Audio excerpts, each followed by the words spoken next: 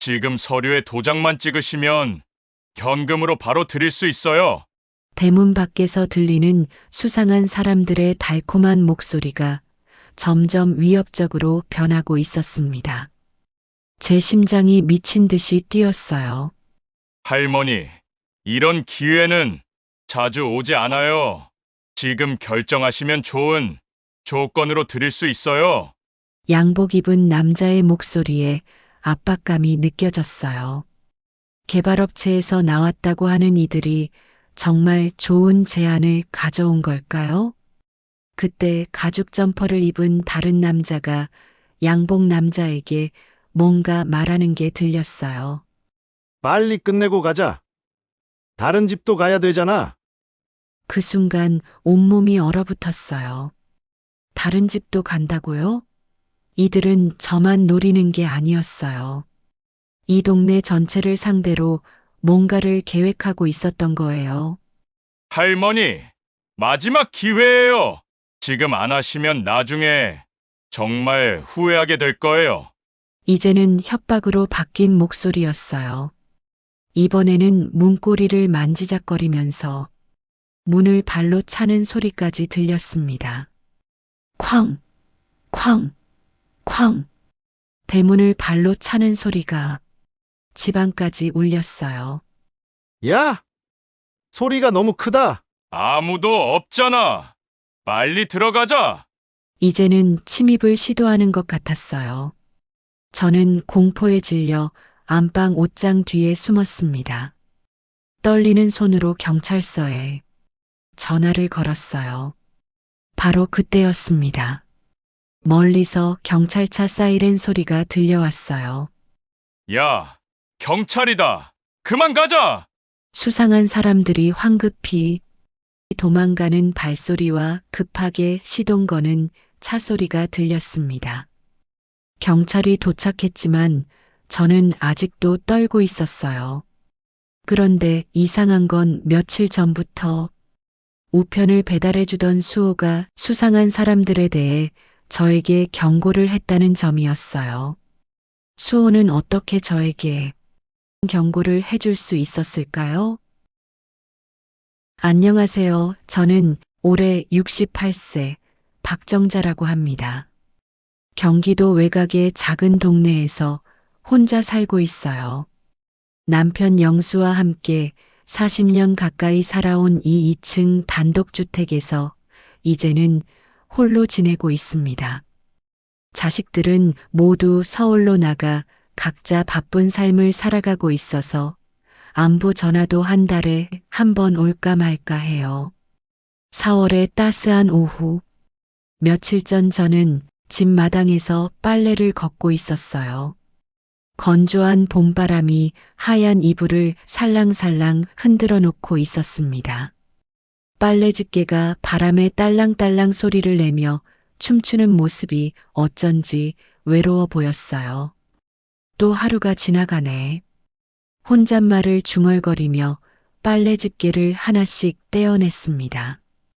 플라스틱 바구니에 빨래를 차곡차곡 개키며 평온한 하루를 보내고 있었어요. 남편 영수가 세상을 떠난 지 벌써 3년째.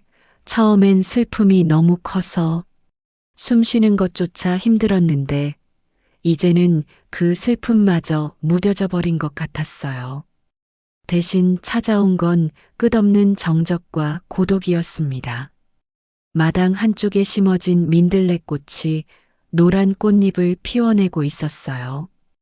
영수가 당신은 늙어도 이 꽃처럼 예쁠 거야 라며 직접 심어준 꽃이었는데 이제는 제가 혼자서 가꿔야 했죠. 물뿌리개로 물을 주며 꽃잎을 어루만졌을 때 문득 영수의 거칠지만 따뜻했던 손길이 생각났어요. 여보, 나 혼자 남겨두고 왜 먼저 간 거야? 한숨과 함께 중얼거린 말이 바람에 흩어졌습니다. 그래도 최근에 저의 외로운 마음에 위안이 되어주는 것이 하나 있었어요. 바로 매일 오후 3시쯤 찾아오는 우편 배달원 수호와의 짧은 대화였죠. 수호는 28살의 젊은 청년이에요. 항상 환한 미소를 짓고 찾아오는 젊은 청년이었죠. 원래는 마을 입구 편의점에서 아르바이트를 했는데 최근에 우체국 배달 일을 시작했다고 하더라고요. 처음에는 단순히 우편물만 전해주고 가던 그가 언젠가부터는 종종 저를 찾아와 안부를 물어보기 시작했어요. 할머니, 오늘은 별일 없으시죠? 요즘 일교차가 심해서 감기 조심하셔야 해요. 이런 간단한 인사말이었지만 저에게는 무료한 하루 중에 단비처럼 기다려지는 시간이었습니다. 혼자 사는 노인에게 누군가가 건네는 따뜻한 말 한마디가 얼마나 큰 위안이 되는지 경험해보지 않은 분들은 모를 거예요. 오늘도 어김없이 오후 3시가 되자 대문 앞에서 오토바이에 부릉부릉 엔진 소리가 들렸어요. 수호가 온 거죠. 저는 서둘러 빨래를 마저 정리하고 대문으로 향했습니다. 발걸음이 저절로 빨라졌어요. 할머니, 안녕하세요. 수호는 늘 그렇듯 밝은 목소리로 인사를 건넸어요. 햇살 같은 미소를 지으며 우편 가방에서 편지 몇 통을 꺼내 제게 건네주었습니다. 그런데 오늘은 뭔가 달랐어요. 평소보다 표정이 진지했거든요. 오늘은 전기요금 고지서하고 광고지가 몇 개 있어요. 아참, 그리고 할머니. 수호의 목소리가 갑자기 낮아졌어요. 주변을 둘러보더니 한 걸음 더 가까이 다가왔습니다. 요즘 이 동네에 수상한 사람들이 돌아다닌다고 하던데 혹시 아세요? 수상한 사람들? 제 목소리에 불안감이 묻어났어요. 혼자 사는 노인에게 수상한 사람이라는 말만큼 무서운 건 없거든요. 네, 혼자 사시는 어르신들 집을 노리고 다닌다는 소문이 돌더라고요. 특히 모르는 사람이 부동산 얘기를 꺼내면서 문을 열어달라고 하면 절대, 정말 절대로 문 열어주시면 안 돼요. 수호의 목소리에는 진심 어린 걱정이 담겨 있었어요. 저처럼 혼자 사는 노인을 진짜로 걱정해주는 마음이 절절히 느껴졌습니다. 고마워, 수호야. 그런데 그 사람들이 뭘 하려는 건지 모르겠네. 사기를 치려는 거예요, 할머니. 집이나 땅을 헐값에 사겠다거나 아니면 보이스피싱 같은 걸로 돈을 빼앗으려고 하는 거죠. 특히 할머니처럼 마음씨 착하신 분들이 쉽게 속아 넘어가시거든요. 수호는 정말 제 안전을 걱정하고 있었어요. 이런 따뜻한 관심을 받아보는 게 얼마만인지 모르겠더라고요. 가슴 한편이 훈훈해졌어요. 알겠어, 수호야. 조심할게. 그런데 너는 어떻게 그런 일을 알았니?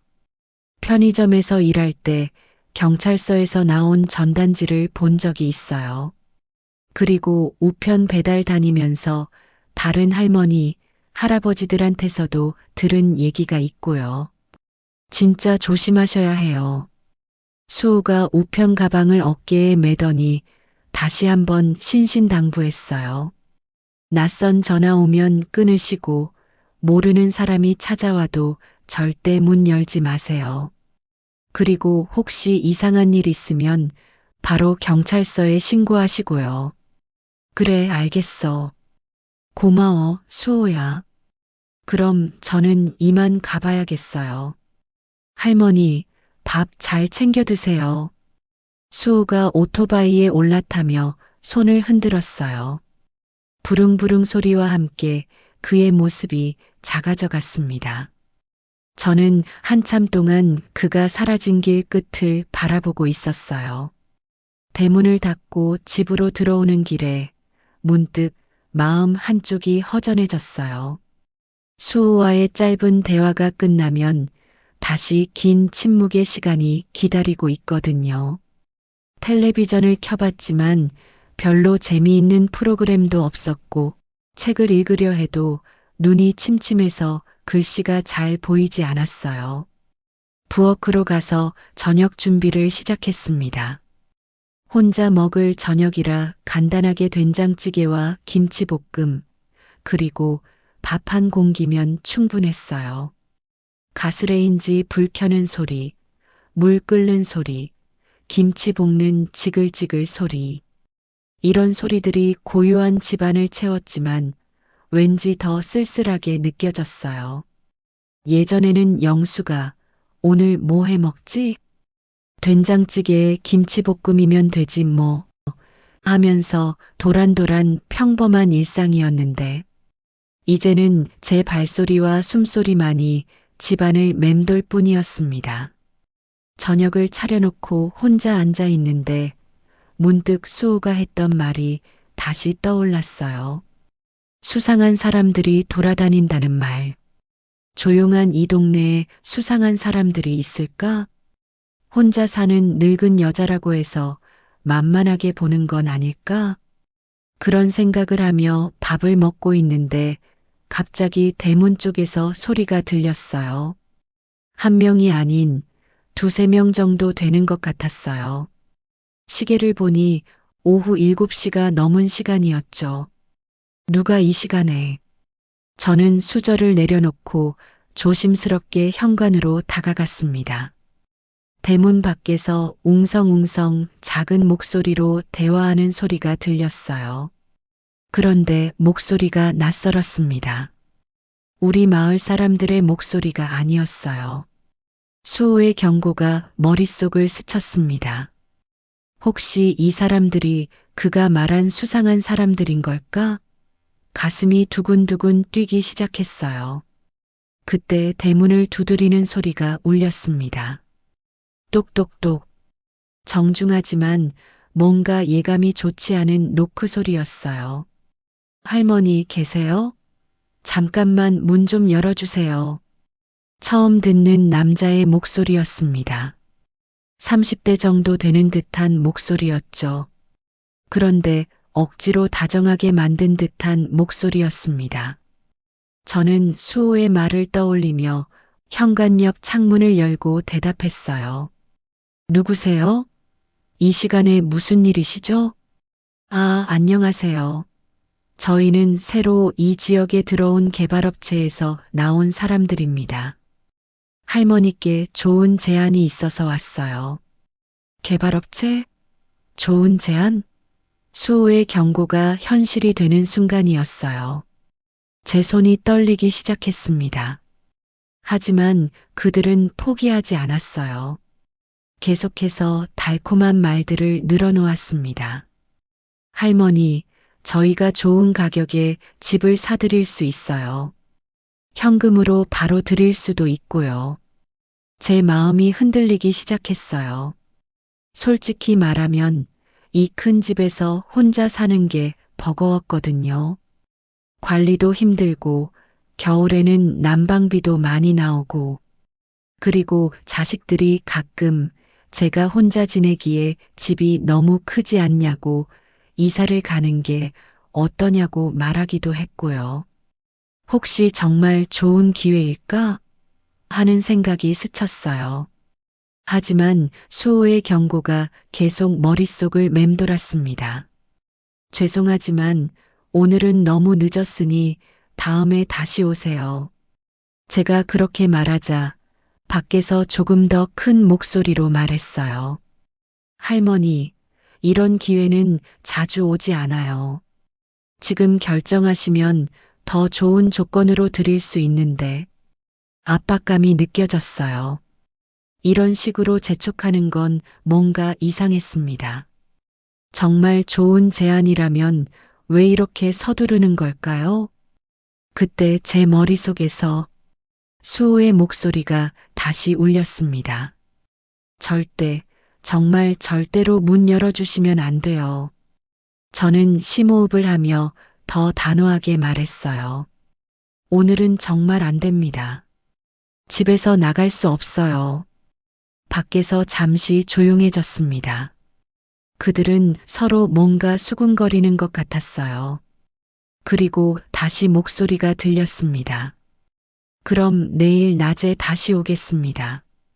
할머니께서 후회하지 않으실 제안을 가져올게요. 발걸음 소리가 멀어져 갔습니다. 하지만 완전히 사라진 건 아니었어요. 대문 앞 어디선가에서 여전히 작은 목소리들이 들렸거든요. 저는 등이 오싹해지는 걸 느꼈어요. 이들이 정말 수호가 경고한 그 사람들인 것 같았습니다. 그리고 내일 다시 온다고 했어요. 그때는 더 강력한 압박을 가해올지도 모르죠.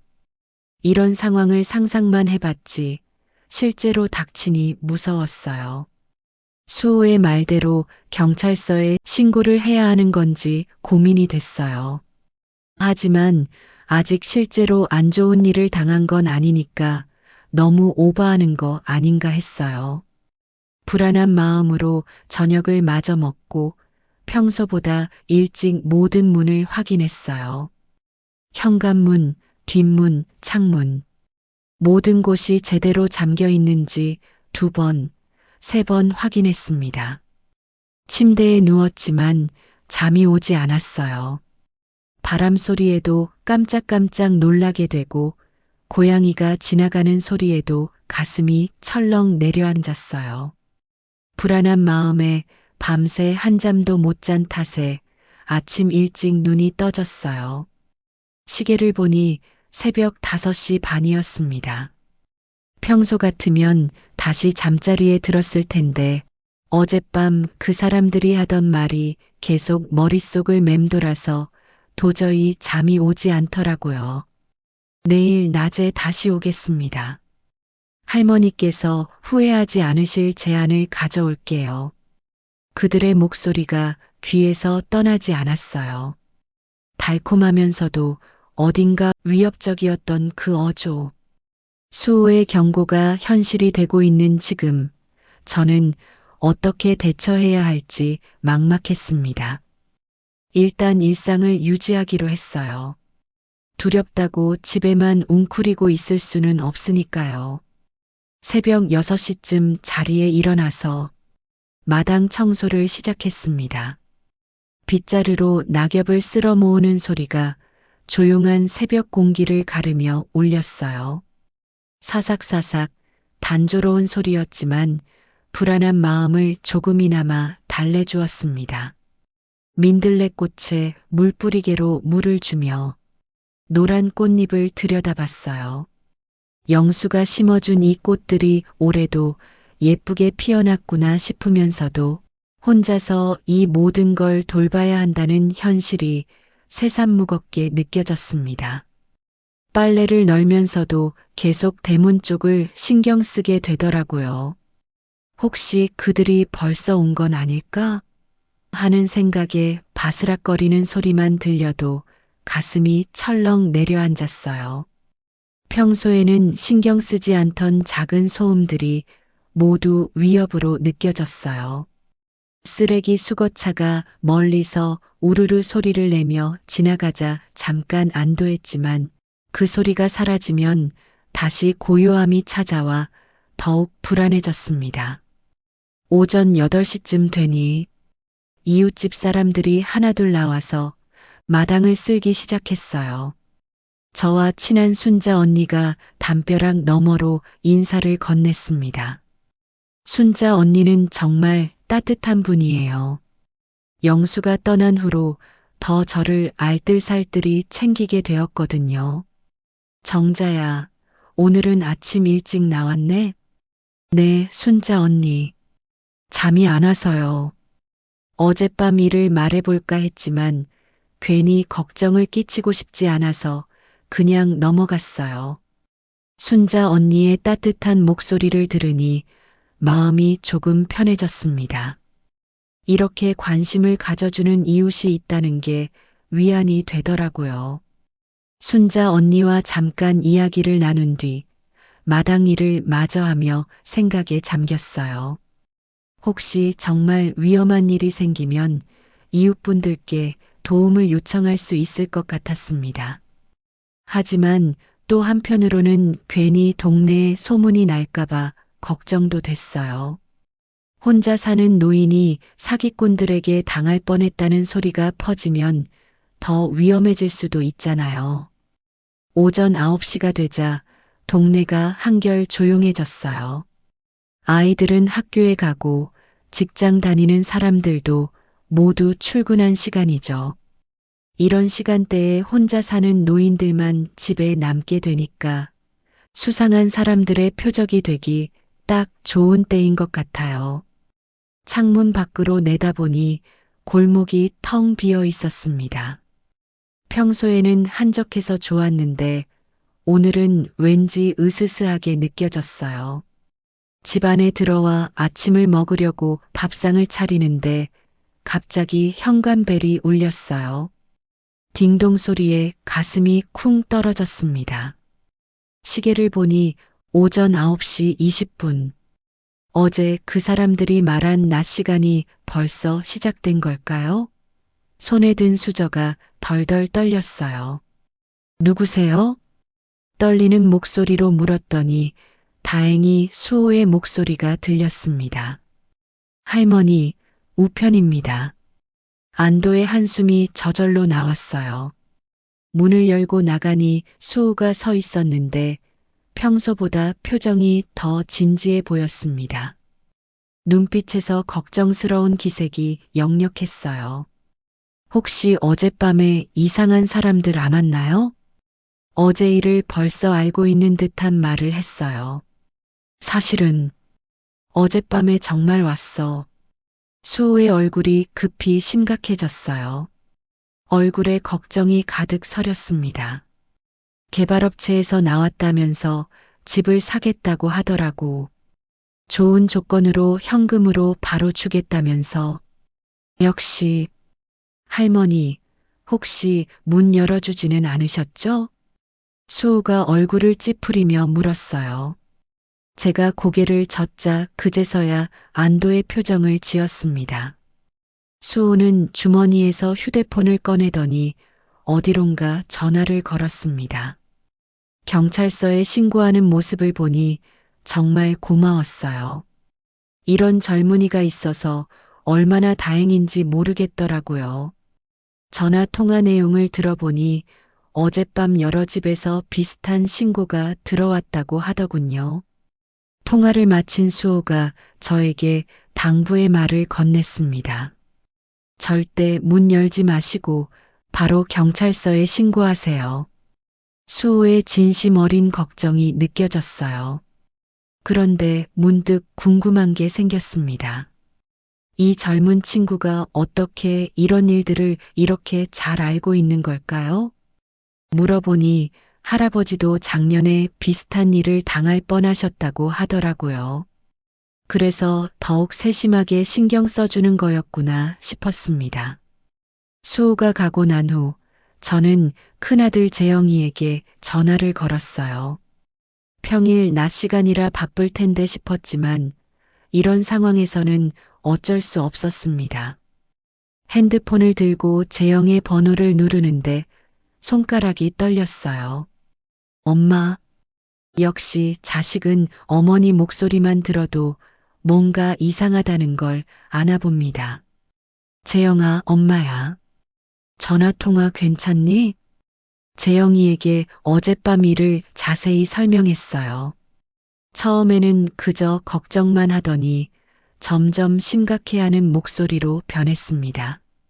서울에서 바로 내려오겠다고 하는 아들을 겨우 말려서 일단 하루 이틀 더 지켜본 후에 연락하기로 했어요.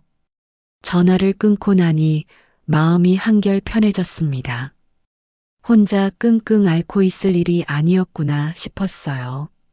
가족들이 알고 있다는 것만으로도 든든했습니다.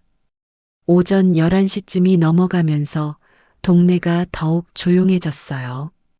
이런 적막함 속에서 저는 집안일을 하며 시간을 보냈습니다. 그런데 자꾸만 창문으로 밖을 내다보게 되더라고요. 혹시나 하는 마음에 커튼을 살짝 젖히고 골목을 살폈어요. 정오가 다 되어갈 무렵 골목 입구에서 낯선 차 한 대가 천천히 지나가는 게 보였어요. 검은색 승용차였는데 평소에 이 동네에서 볼 수 없는 차량이었습니다. 속도를 줄이며 집집마다 번호를 확인하는 듯한 모습이었어요.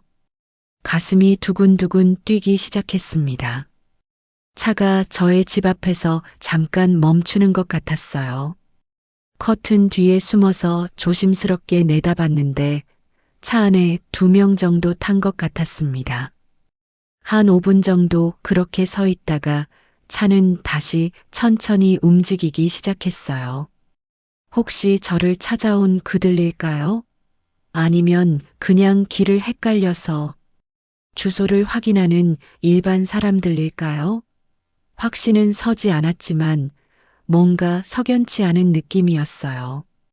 어젯밤 그 사람들이 오늘 다시 오겠다고 했던 말이 떠올랐습니다. 점심을 먹으려고 부엌에 갔는데 입맛이 영 없더라고요. 걱정과 불안감 때문에 목구멍으로 음식이 넘어가지 않았어요. 그냥 물 한 모금만 마시고 거실로 돌아왔습니다. 오후 1시쯤 되니 또 현관벨이 울렸어요. 빨리 나오라고 재촉이라도 하듯이 연달아 초인종을 눌렀습니다. 수호의 벨소리와는 달랐어요. 더 급하고 강압적인 느낌이었습니다. 가슴이 방망이질 치기 시작했어요. 조심스럽게 현관문 쪽으로 다가갔습니다. 발소리를 내지 않으려고 양말 신은 발로 살금살금 걸었어요. 문틈으로 밖을 살펴보니 2명의 남자가 서 있었습니다. 어제 목소리를 들었던 그들과 같은 사람들인 것 같았어요. 한 명은 양복을 입고 있었고 다른 한 명은 가죽 점퍼를 입고 있었습니다. 둘 다 30대 초반 정도로 보였어요. 양복 입은 남자가 다시 벨을 눌렀습니다. 딩동딩동. 더 길게, 더 강하게 누르는 소리였어요. 마치 빨리 나와라고 재촉하는 것 같았습니다. 할머니, 댁에 계시죠? 어제 약속했잖아요. 정말 좋은 제안 가져왔어요. 어제와는 다른 목소리였지만 억지로 밝게 만든 듯한 톤이 똑같았어요. 가죽 점퍼를 입은 남자는 주변을 두리번거리며 다른 집들을 살펴보고 있었습니다. 저는 숨을 죽이고 그들의 말을 들었어요. 수호의 당부가 떠올랐습니다. 절대 문을 열면 안 된다고, 바로 경찰에 신고하라고 했던 말이요. 하지만 뭔가 이상했어요. 정말 사기꾼이라면 이렇게 대놓고 배를 누르며 찾아올까요? 혹시 정말로 개발업체에서 온 사람들이고 제가 너무 의심하는 건 아닐까요?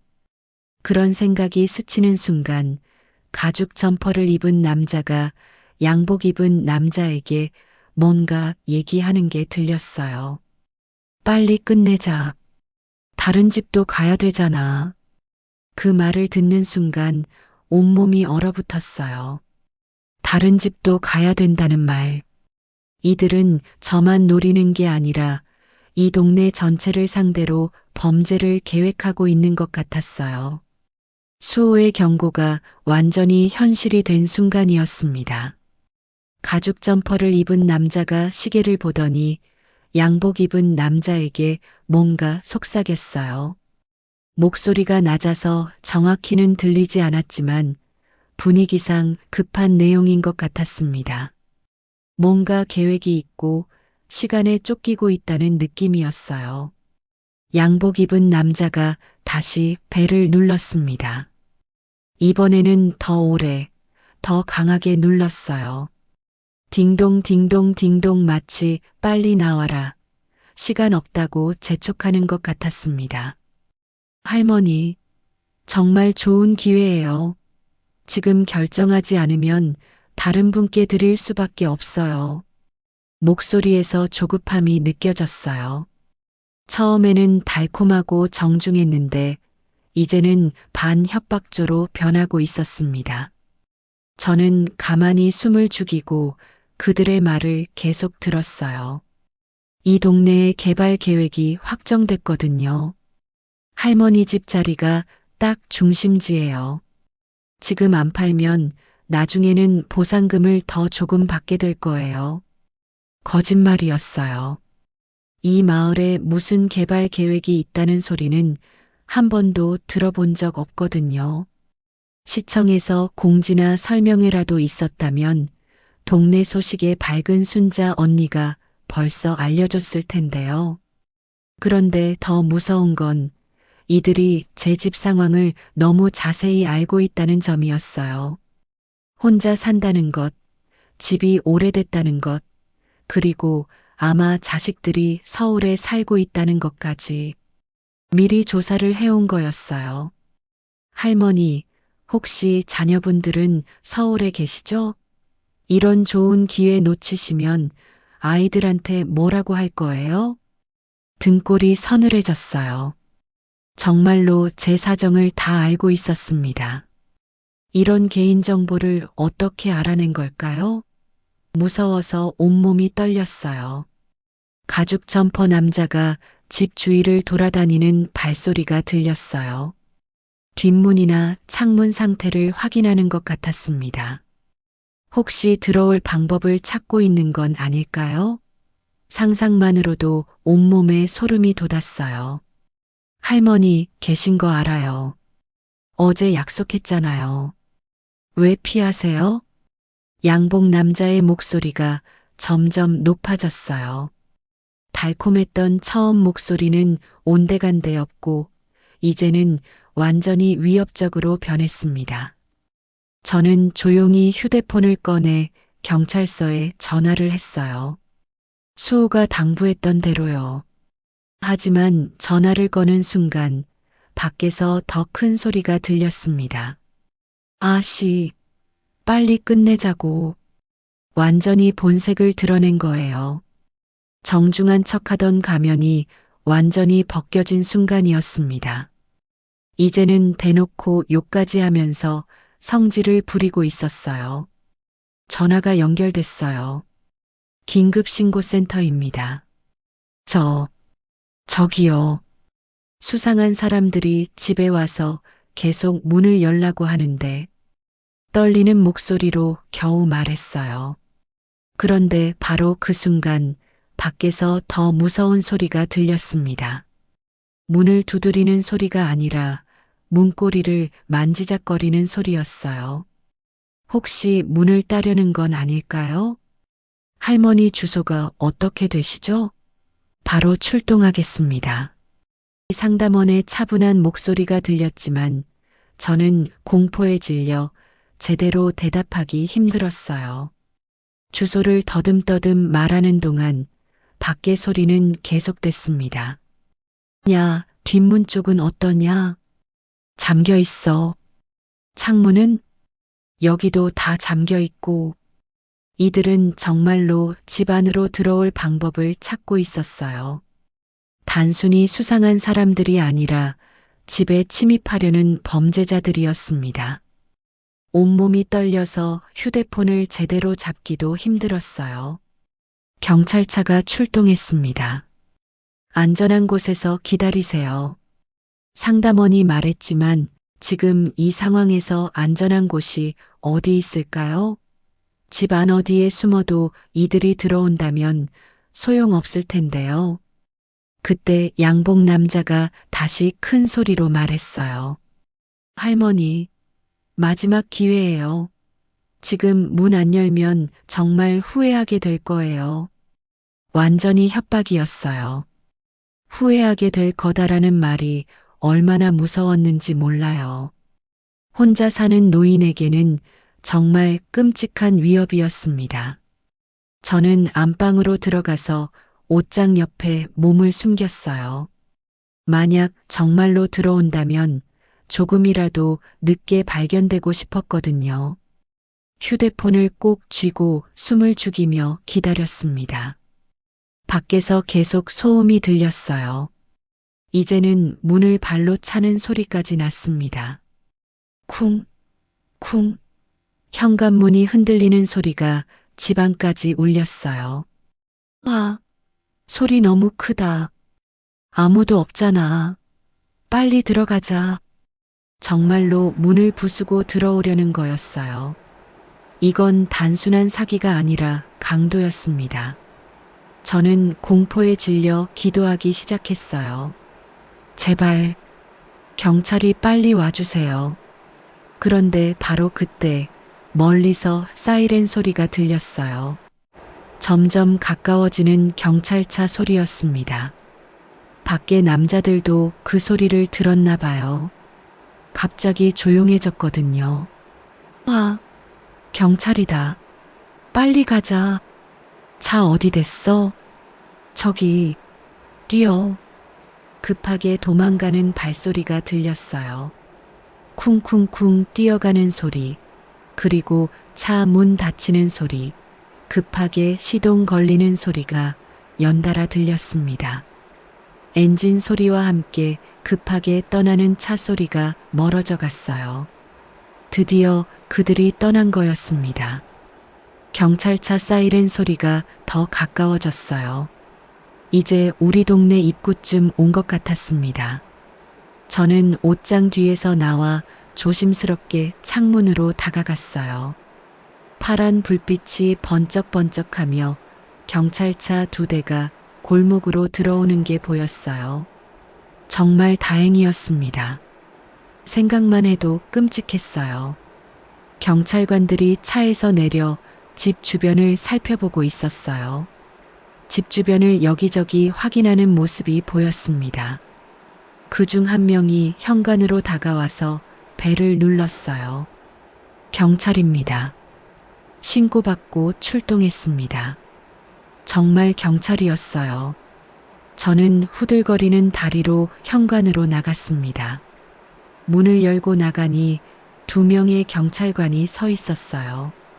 한 명은 40대 정도의 베테랑 경찰관이었고 다른 한 명은 젊은 경찰관이었습니다. 할머니, 괜찮으세요? 신고하신 분이시죠? 베테랑 경찰관이 걱정스러운 표정으로 물었어요. 네, 고맙습니다. 정말 무서웠어요. 제 목소리가 아직도 떨리고 있었어요. 수상한 사람들이 언제쯤 왔었나요? 어떤 모습이었는지 기억나시는 대로 말씀해 주세요. 경찰관이 수첩을 꺼내며 말했어요. 저는 어젯밤부터 오늘까지 있었던 일을 자세히 설명했습니다. 개발업체 직원이라고 속였다는 것, 집을 사겠다고 했다는 것, 그리고 오늘 와서 문을 부수려고 했다는 것까지. 혼자 사시는 어르신들을 노리는 조직적 사기 범죄 같습니다. 최근에 이런 신고가 많이 들어오고 있거든요. 젊은 경찰관이 말했어요. 앞으로도 또 올까요? 제가 걱정스럽게 물었어요. 일단 오늘 일로 경계심을 갖게 됐으니까 같은 방식으로는 안 올 거예요. 하지만 다른 방법을 시도할 수도 있으니 계속 조심하셔야 합니다. 베테랑 경찰관의 말에 마음이 무거워졌어요. 아직 끝난 게 아니라는 뜻이었거든요. 가족분들께는 알려드렸나요? 네, 큰아들한테 연락했어요. 그럼 며칠 동안은 가족분이 함께 계시거나 아니면 다른 곳에 계시는 게 좋을 것 같습니다. 경찰관의 조언을 듣고 나니 현실이 더 무겁게 느껴졌어요. 평생 살아온 내 집에서도 안전하지 않다니. 이런 세상이 된 걸까요? 경찰관들이 돌아간 후 저는 다시 재영이에게 전화를 걸었어요. 오늘 있었던 일을 자세히 설명하니 재영이가 크게 놀라면서 당장 내려가겠다고 했어요. 엄마, 혼자 계시면 안 돼요. 제가 오늘 저녁에 내려갈게요. 괜찮다, 재영아. 경찰도 다녀갔고. 안 돼요. 엄마 혼자 두고 볼 수 없어요. 재영이의 단호한 목소리에 더 이상 말리지 못했어요. 사실 저도 무서웠거든요. 아직도 손이 떨리고 있었고 혹시나 해서 현관문과 창문을 여러 번 확인했어요. 오후가 되어서야 마음이 조금 진정됐습니다. 하지만 여전히 밖에 소리만 나도 깜짝깜짝 놀라게 됐어요. 택배차 소리, 이웃집 대문 열리는 소리, 심지어 바람 소리에도 긴장하게 됐습니다. 저녁 8시쯤 되니 재영이가 불이 나게 내려왔어요. 오랜만에 보는 아들의 얼굴이 반가우면서도 이런 일로 아들을 불러내야 했다는 게 미안했어요. 엄마, 많이 놀라셨죠? 재영이가 저를 꼭 안아주며 말했어요. 그제서야 긴장이 풀렸는지 눈물이 나더라고요. 하루 종일 혼자 버텨왔던 무서움과 불안이 한꺼번에 쏟아졌습니다. 이제 걱정 마세요. 휴가 내고 왔으니까 제가 며칠 있을게요. 재영이의 든든한 목소리를 듣고 나니 마음이 한결 편해졌어요. 역시 가족만큼 든든한 건 없는 것 같았습니다. 하지만 저는 알고 있었어요. 이 일이 완전히 끝난 건 아니라는 것을. 수호의 진심 어린 경고, 경찰의 출동, 가족의 보호. 이 모든 것들이 저를 지켜주었지만 세상에는 아직도 혼자 사는 많은 노인들이 이런 위험에 노출되어 있다는 사실 말이에요. 재영이가 내려온 지 이틀째 되던 날 드디어 진실을 알게 되었어요. 그것도 전혀 예상하지 못했던 방식으로요. 그날 아침 일찍 수호가 찾아왔어요. 평소보다 훨씬 일찍 오전 8시쯤이었습니다. 아직 동네가 조용한 시간이었죠. 재영이가 현관으로 나가니 수호가 어색한 표정으로 서 있었어요. 실례합니다. 혹시 할머니 아드님이신가요? 수호의 목소리가 평소와 달랐어요. 뭔가 격식을 차리는 듯한 어색한 느낌이었습니다. 네, 그런데요. 재영이의 대답을 들은 수호가 잠시 망설이더니 깊은 한숨을 내쉬었어요. 그리고 우편 가방에서 명함을 하나 꺼냈습니다. 사실 저는 우편 배달원이 아니에요. 그 말을 듣는 순간 제 가슴이 철렁 내려앉았어요. 뭔가 이상하다고 생각했는데 역시나였어요. 재영이도 경계하는 표정으로 수호를 바라봤습니다.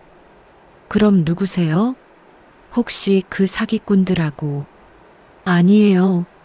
수호가 급하게 손을 저었어요. 목소리에 절박함이 묻어 있었습니다. 저는 경찰입니다. 광역수사대 소속이에요. 수호가 봉투에서 경찰 신분증을 꺼내 보여주었어요.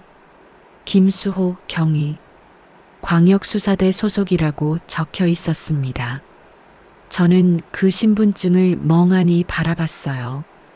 우편 배달원이라고 생각했던 그가 사실은 경찰이었다니. 그럼 지금까지 저를 속여온 건가요? 할머니께 죄송합니다. 하지만 사정이 있었어요. 김수호 경위가 고개를 숙였어요. 저희는 몇 달 전부터 이 지역에서 활동하는 조직적 사기단을 추적하고 있었어요. 이들은 혼자 사는 노인분들을 상대로 부동산 투자나 개발 사기를 벌이는 전문 범죄 조직이었어요. 재영이가 팔짱을 끼며 물었어요. 그래서 우편 배달원으로 위장한 거군요? 네, 맞습니다. 이들의 수법을 파악하고 피해를 예방하기 위해서였어요. 특히 이 동네는 혼자 사시는 어르신들이 많아서 표적이 되기 쉬웠거든요. 김경희의 설명을 들으니 그동안의 모든 행동이 이해됐어요. 왜 그렇게 사기꾼들에 대해 자세히 알고 있었는지, 왜 경찰과 그렇게 빨리 연결됐는지 모든 게 설명이 됐습니다. 하지만 할머니한테 거짓말한 건 사실 아니에요? 재영이가 따져 물었어요. 저도 마음 한편으로는 배신감이 들었거든요. 정말 죄송합니다. 하지만 수사가 진행 중인 상황에서 신분을 공개할 수 없었어요. 그리고 김경희가 잠시 망설이더니 계속 말했어요. 처음에는 정말 수사 때문이었어요. 하지만 할머니를 알게 되면서 정말로 걱정이 됐어요. 제 할아버지를 보는 것 같아서요. 김경희의 목소리가 떨렸어요. 거짓말하는 것 같지는 않았습니다. 할아버지께서 작년에 비슷한 사기를 당하실 뻔했다고 했잖아요. 그때 정말 무력감을 느꼈어요. 경찰인 저도 가족을 지키지 못할 뻔했다는 생각에 저는 김경희의 얼굴을 자세히 들여다봤어요. 진심 어린 후회와 미안함이 역력했습니다. 거짓말을 하는 사람의 표정이 아니었어요. 그래서 할머니를 더 신경 써서 챙긴 거예요. 수사 때문이기도 했지만 정말로 걱정됐거든요. 재영이가 한숨을 내쉬더니 물었어요. 그럼 그 사기꾼들은 어떻게 됐나요? 어제 새벽에 모두 검거됐어요. 총 6명으로 이루어진 조직이었어요. 이들은 지난 1년간 수도권 일대에서 50여 건의 사기 사건을 일으켰어요. 피해 금액만 30억 원이 넘습니다. 김경희가 보여준 서류에는 범인들의 사진과 범죄 내역이 적혀 있었어요. 그 중에는 저희 집에 왔던 양복 남자와 가죽 점퍼 남자의 얼굴도 보였습니다. 이들의 수법은 매우 치밀했어요. 먼저 타겟 지역의 독거노인 명단을 파악하고 며칠간 관찰한 후 접근하는 거였어요. 제 등골이 오싹해졌어요. 그럼 저도 며칠간 감시당하고 있었던 건가요? 할머니 집도 일주일 정도 관찰한 흔적이 있어요. 언제 외출하시는지, 가족은 언제 방문하는지, 이런 것들을 모두 파악한 상태였어요. 재영이의 얼굴이 굳어졌어요. 그럼 엄마가 정말 위험했던 거네요. 네, 맞습니다. 이들은 필요하면 강제로 집에 침입하기도 했거든요. 할머니께서 현명하게 대처하셔서 큰 피해를 면한 거예요. 김경희의 말을 듣고 나니 소름이 끼쳤어요. 정말 아찔한 상황이었구나 싶었습니다. 그런데 왜 하필 우리 동네에? 제가 궁금해서 물었어요. 이 지역이 조건이 좋았어요. 독거노인이 많고 집값이 적당히 높고 무엇보다 경계심이 상대적으로 낮았거든요. 도시에 비해서 사람들이 순박하시니까요. 김경희의 설명을 들으니 억울하면서도 한편으로는 안도가 됐어요. 그래도 무사히 넘어간 게 얼마나 다행인지 모르겠더라고요. 앞으로는 이런 일이 없을까요? 당분간은 괜찮을 거예요. 하지만 이런 범죄는 또 다른 조직이 나타날 수도 있어요. 그래서 김경희가 가방에서 다시 뭔가를 꺼냈어요. 작은 기계였습니다. 이건 비상벨이에요. 위험한 상황에서 버튼을 누르면 바로 경찰서로 신호가 가요. 할머니 같은 독거 어르신들을 위한 거예요. 정말 작고 가벼운 기계였어요.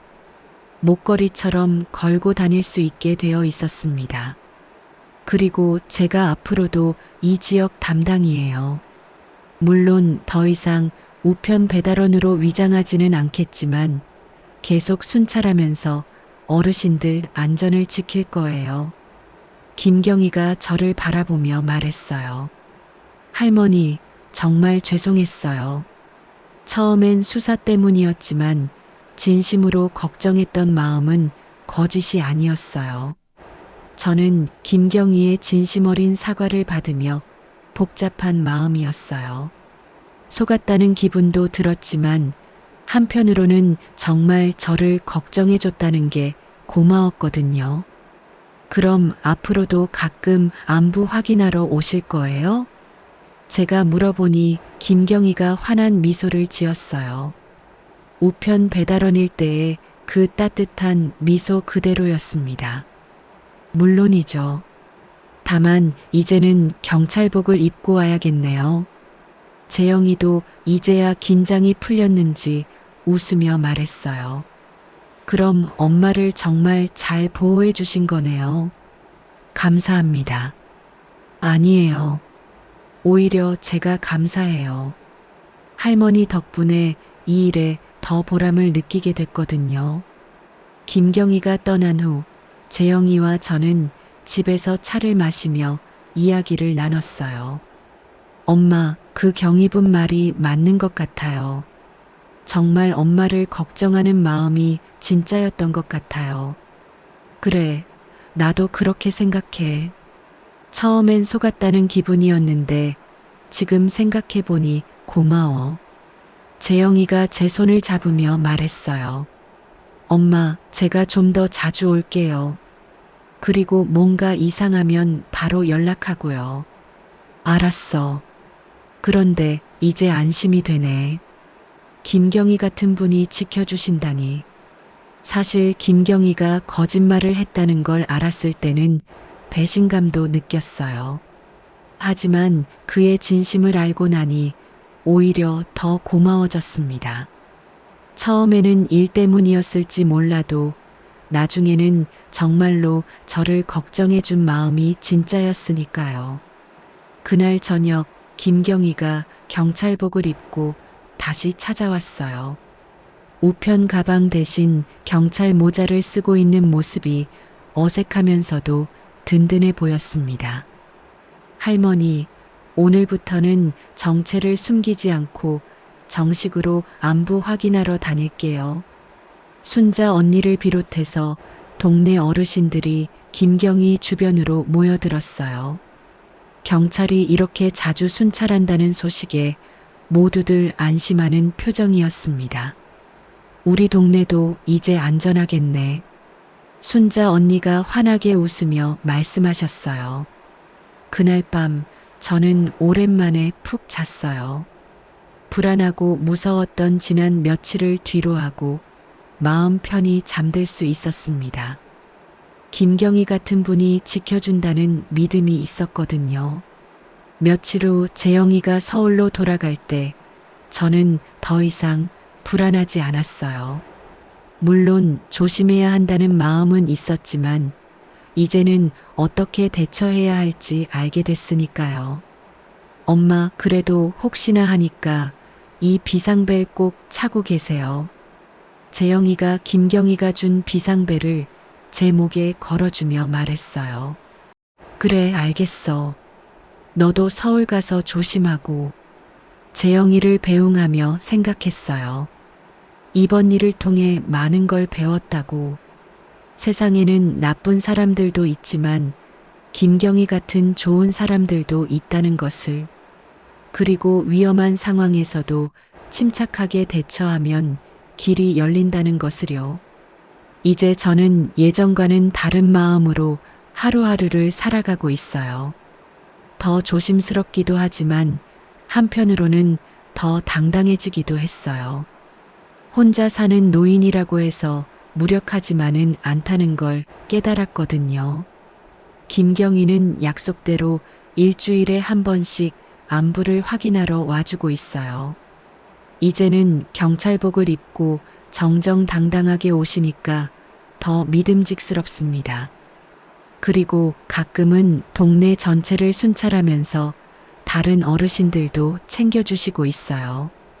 할머니, 요즘 어떠세요? 불안하지는 않으시죠?